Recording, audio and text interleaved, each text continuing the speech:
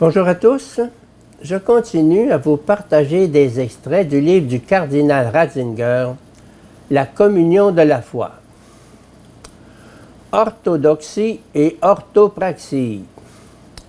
Le dialogue interreligieux devrait être radicalement simplifié en se fondant sur un présupposé unique, le primat de l'orthopraxie sur l'orthodoxie.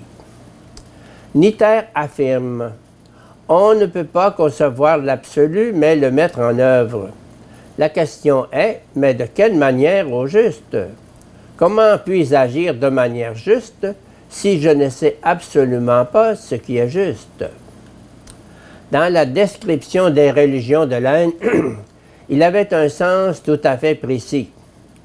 On voulait dire par là que ces religions n'avaient pas à connaître un enseignement de foi obligatoire et de portée générale, et que l'appartenance à ces religions n'était pas définie par l'acceptation d'un credo déterminé. Cependant, ces religions connaissent un système d'actes rituels qui sont considérés comme nécessaires au salut et qui séparent les croyants des non-croyants. Le croyant ne se reconnaît pas un contenu de foi précis, mais par l'observance scrupuleuse d'un rituel qui embrasse toutes les dimensions de la vie. D'autre part, le mot orthodoxie avait presque la même signification dans l'Église primitive et dans les églises d'Orient.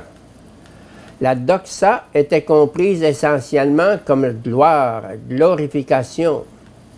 Être orthodoxe, cela signifie connaître et pratiquer la véritable manière dont Dieu veut être glorifié. Mais revenons à la signification du terme orthopraxie dans la théologie moderne. Si l'on exclut le sens rituel que lui donne l'Asie, alors la praxis peut être comprise dans un sens éthique ou politique. Là où le mystique ne compte plus, c'est la politique qui devient religion. Le New Age.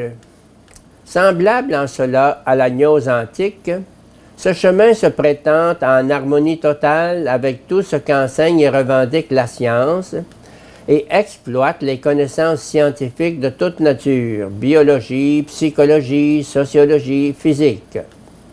Mais en même temps, il offre en arrière-plan un modèle entièrement anti-rationaliste de la religion, une mystique moderne. L'absolu n'est pas à croire, mais à expérimenter. Dieu n'est pas une personne qui se tient en face du monde, mais l'énergie spirituelle présente dans le tout. La religion signifie l'harmonie de mon moi avec la totalité cosmique, la victoire sur toute séparation. KHNK caractérise de façon très juste ce retournement spirituel de l'histoire qui se produit par là quand il dit « Le sujet qui voulait tout soumettre à lui-même désire désormais se dissoudre dans le tout. » La rédemption se trouve dans la suppression des frontières du moi, dans l'immersion dans la plénitude du vivant, dans le retour au tout. Pour être racheté, c'est l'homme lui-même qui doit se laisser reprendre par le tout. Le pragmatisme dans le quotidien de l'Église. À côté de ces solutions radicales et à côté du grand pragmatisme des théologies de la libération, il y a cependant le pragmatisme terne de la vie quotidienne de l'Église, où apparemment tout continue normalement, mais où en réalité la foi s'étiole et sombre dans le mesquin. D'abord, il y a cette tentative qui, à différents degrés, cherche à étendre le principe de majorité à la foi et aux mœurs, afin de démocratiser définitivement l'Église. Les différentes phases de la réforme liturgique ont pu laisser croire que la liturgie pouvait être modifiée de façon arbitraire.